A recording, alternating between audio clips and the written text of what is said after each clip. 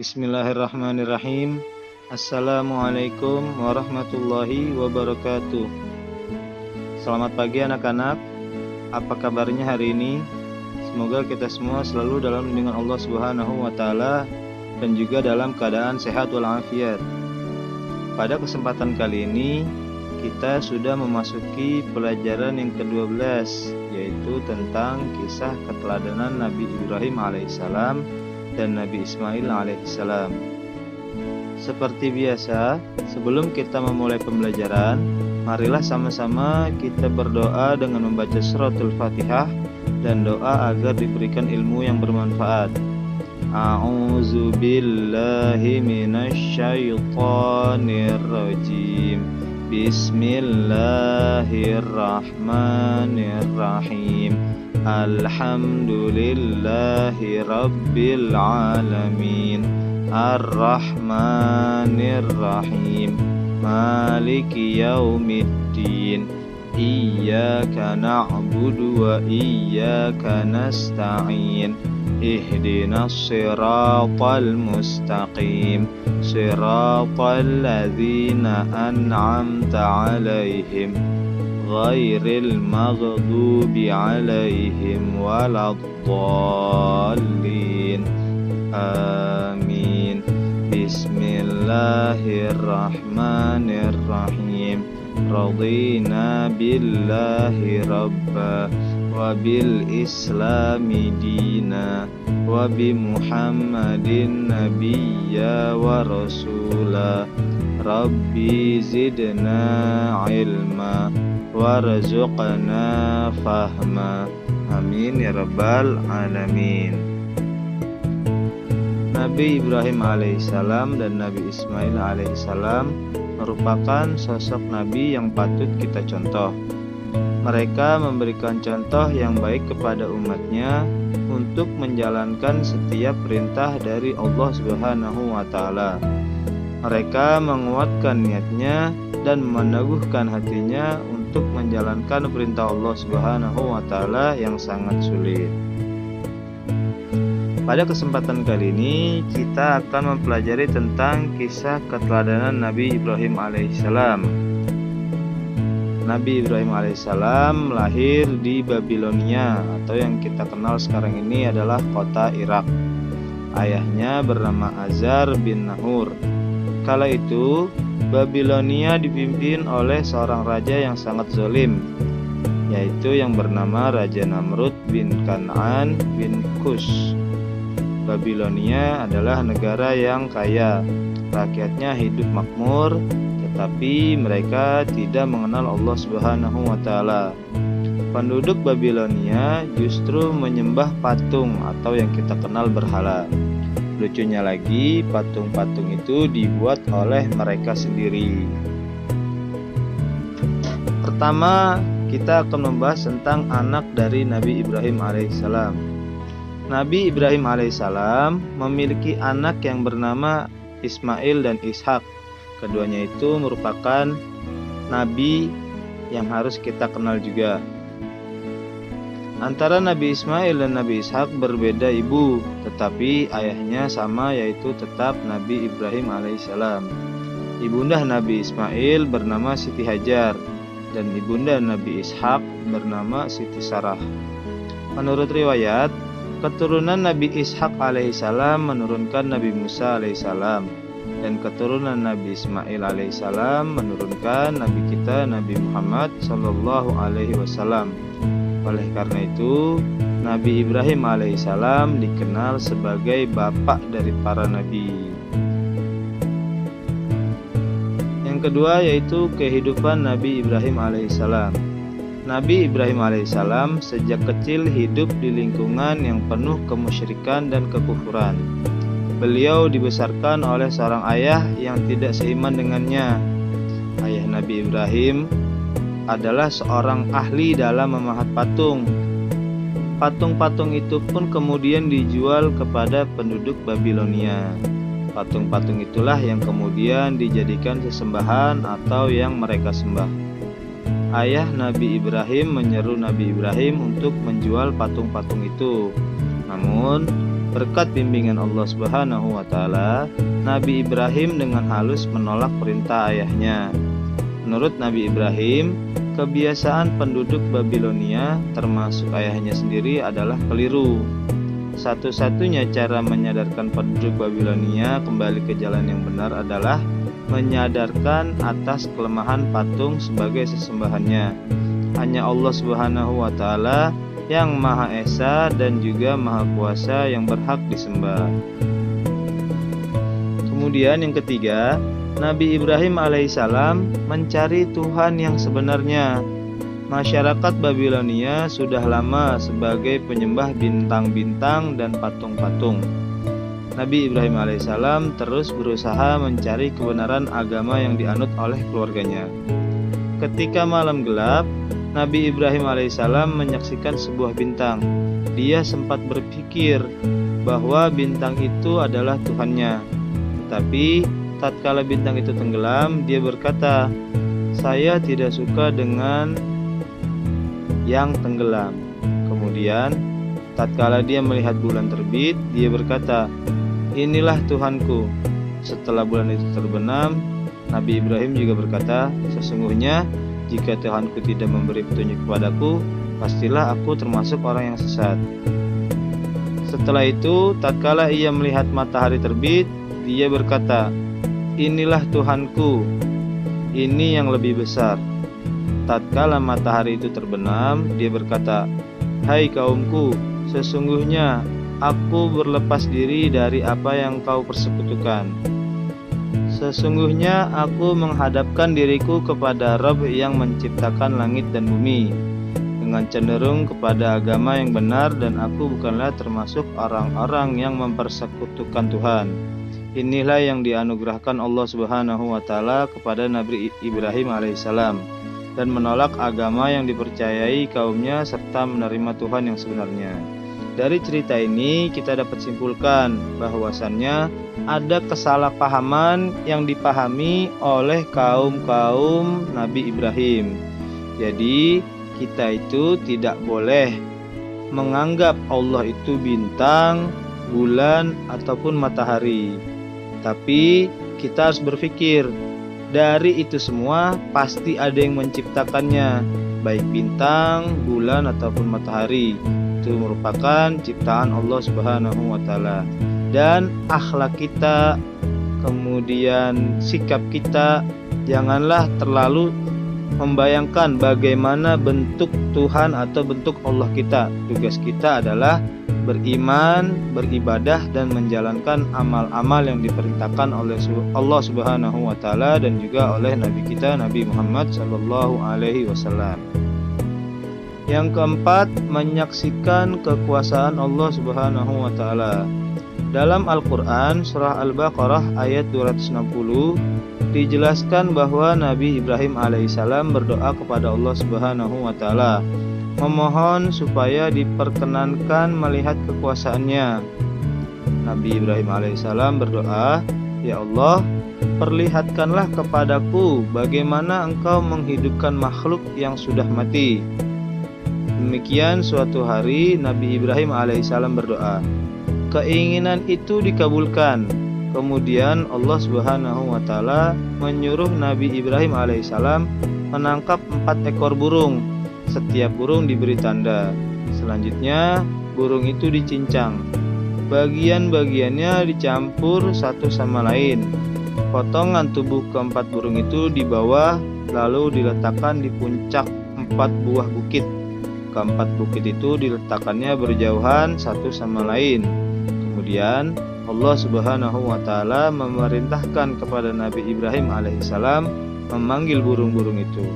Dengan izin Allah Subhanahu wa Ta'ala, burung-burung itu hidup kembali. Semuanya utuh seperti sedia kala. Allah Maha Kuasa atas segala sesuatu. Tak ada yang sanggup menghalangi kehendaknya. Hanya dengan katakan kun fayakun, jadilah maka jadilah. Hal yang dikehendakinya pasti terbukti. Allah Maha Kuasa menghidupkan yang mati, sangatlah mudah baginya. Setelah itu Nabi Ibrahim alaihissalam melihatnya sendiri. Hatinya pun makin mantap. keyakinannya pun makin kuat, keimanannya pun makin hebat. Selanjutnya yang kelima, berdakwah kepada ayahnya. Azar tidak hanya pembuat patung, tetapi ia juga penyembah patung seperti yang sudah dijelaskan di awal tadi. Sebelum berdakwah kepada penduduk Babilonia, Nabi Ibrahim alaihissalam harus menyadarkan ayahnya terlebih dahulu. Berdakwah kepada ayahnya tidaklah mudah karena ayahnya tetap bersikukuh dengan keyakinannya. Usaha Nabi Ibrahim alaihissalam sudah sangat maksimal. Allah Subhanahu wa Ta'ala yang menentukan. Sebagai anak, Nabi Ibrahim alaihissalam sangat ingin menyelamatkan ayahnya dari kemusyrikan ataupun dari kesalahpahaman dalam menyembah Tuhannya. Sikap ayahnya yang menolak ajaran Allah Subhanahu wa Ta'ala tidak membuat Nabi Ibrahim alaihissalam larut dalam kesedihan. Sikapnya tetap teguh untuk menyebarkan pesan-pesan Allah Subhanahu wa Ta'ala. Sebagaimana yang diajarkan juga oleh Nabi kita, katakanlah walaupun itu pahit, dan juga sampaikanlah satu ayat kepada orang-orang yang tidak bisa atau orang-orang yang tidak mengetahui apa-apa yang dia tidak ketahui. Yang keenam, Raja Namrud yang zalim. Raja Namrud memerintah dengan kejam. Semua orang harus taat, tidak boleh melawannya. Jika ada yang berani melawan, nyawa adalah taruhannya. Rakyat hidup bagaikan budak. Keadaan itu tidak membuat Namrud puas. Ia merasa dirinya layak disembah. Ia ingin dipertaruhkan. Ia berpikir rakyat pasti mau menyembahnya. Patung-patung yang tak bernyawa saja disembah, apalagi raja yang sangat berkuasa. Dari cerita ini, kita bisa simpulkan dan kita bisa ketahui ada seorang raja yang sombong sebab karena dia merasa lebih tinggi kedudukannya dibandingkan patung-patung yang disembah. Memang patung-patung itu tidak bisa bergerak dan juga tidak bisa melakukan aktivitas lainnya seperti seorang raja tersebut. Tetapi sebagai raja harusnya dia bersikap adil dan juga bersikap lebih toleransi kepada rakyatnya. Jangan otoriter atau terlalu kejam terhadap aturan-aturan yang diberikan kepada rakyatnya. Selanjutnya yang ketujuh, menunjukkan kelemahan patung. Nabi Ibrahim alaihissalam berdakwah tak kenal lelah, tetapi penduduk Babilonia menolak keras dakwah Nabi Ibrahim alaihissalam. Mereka tetap pada keyakinannya menyembah patung-patung yang mereka buat sendiri. Namun, Nabi Ibrahim alaihissalam tidak kehilangan akal. Ada rencana lain. Barangkali penduduk Babilonia memerlukan bukti yang lebih kuat. Orang-orang Babilonia mempunyai suatu kebiasaan atau suatu tradisi, yaitu setiap tahun mereka pergi meninggalkan negerinya atau kotanya. Sewaktu Raja Namrud dan kaumnya meninggalkan negeri, kampung mereka ditinggalkan kosong. Kesempatan itulah dipergunakan Nabi Ibrahim alaihissalam untuk menghancurkan patung-patung Raja Namrud dan kaumnya. Dengan kapak yang telah dipersiapkan, mulailah Nabi Ibrahim alaihissalam menghancurkan patung-patung itu satu persatu. Hanya satu patung yang paling besar tidak dihancurkan. Lalu kapak yang dipergunakan menghancurkan patung-patung itu dikalungkan di leher patung yang paling besar tadi. Nah, sikap Nabi Ibrahim alaihissalam ini kita bisa tahu ini merupakan strategi yang dilakukan Nabi Ibrahim alaihissalam untuk meyakinkan kepada seluruh rakyat Babilonia atau umatnya agar tidak percaya dengan patung. Bagaimana seorang patung bisa melakukan hal itu semua? Tidaklah mungkin bagi seorang patung bergerak untuk menghancurkan patung-patung lainnya. Selanjutnya, yang kedelapan, akibat perbuatan Nabi Ibrahim. Ketika Raja Namrud dan kaumnya datang ke pusat pemujaan, betapa terkejutnya mereka semua karena patung-patung sembahan mereka hancur. Maka tak pelak lagi atau tidak salah lagi, mereka semua Nabi Ibrahimlah yang dituduh. Nabi Ibrahim alaihissalam akhirnya dipanggil dan diadili. Raja Namrud bertanya kepada Nabi Ibrahim alaihissalam, apakah kamu yang menghancurkan patung-patung sesembahan kami? Aku pikir barangkali berhala besar itulah yang melakukannya, kata Nabi Ibrahim. Bukankah kapak yang ada di lehernya yang membuktikannya perbuatannya? Mana mungkin berhala bisa berbuat seperti itu, kata Namrud. Kalau begitu, mengapa engkau sembah patung yang tidak bisa berbuat apa-apa, kata Nabi Ibrahim alaihissalam. Mendengar pernyataan Nabi Ibrahim alaihissalam itu, orang-orang yang menyaksikan banyak yang sadar selama ini mereka telah menyembah patung-patung yang tidak bisa berbuat apa-apa, tidak bisa melihat, tidak bisa mendengar, tidak bisa bicara. Mereka melihat keadaan demikian, Raja Namrud makin murka. Raja Namrud akhirnya memutuskan bahwa Nabi Ibrahim alaihissalam harus dibunuh dengan cara dibakar hidup-hidup. Setelah kayu bakar dikumpulkan, Nabi Ibrahim alaihissalam diikat dan dilempar dengan alat pelontar yang membara. Api menjalar mendekati Nabi Ibrahim alaihissalam, akan tetapi ia tetap tenang. Hatinya bertawakal, ia yakin Allah Subhanahu wa Ta'ala tak akan membiarkannya. Allah Subhanahu wa Ta'ala pasti menolong orang yang berjuang di jalannya. Ketika api menyala makin besar, Raja Namrud dan pengikutnya tertawa riang. Mereka menyangka bahwa Nabi Ibrahim telah hancur menjadi abu. Akan tetapi, betapa terkejutnya mereka melihat keajaiban yang tidak disangka-sangka. Setelah api padam, Nabi Ibrahim alaihissalam tiba-tiba berjalan keluar dari puing-puing pembakaran api dengan selamat tanpa luka sedikit pun. Allah Subhanahu wa Ta'ala menunjukkan kekuasaan dan kasih sayang kepada Nabi Ibrahim alaihissalam dan kaumnya. Dari cerita ini kita bisa lihat betapa pedulinya Allah terhadap hambanya yang berjuang di jalannya. Dan kisah ini sangatlah masyhur atau terkenal di telinga kita atau di lingkungan kita. Kita ketahui Nabi Ibrahim dibakar langsung oleh Raja Namrud dan juga rakyatnya. Tetapi Nabi Ibrahim tidak merasakan panasnya api. Suatu hadis juga dikatakan oleh Rasulullah SAW, ada beberapa binatang diantaranya burung pipit yang berusaha memadamkan api tersebut dan juga hewan-hewan lainnya. Pada saat itu pula Allah Subhanahu wa Ta'ala memerintahkan malaikat Jibril untuk menemui Nabi Ibrahim alaihissalam, menanyakan apa yang harus dilakukan agar api tidak membakarnya. Nabi Ibrahim alaihissalam menjawab, Hasbunallah wa ni'mal wakil, ni'mal maula wa ni'man nasir.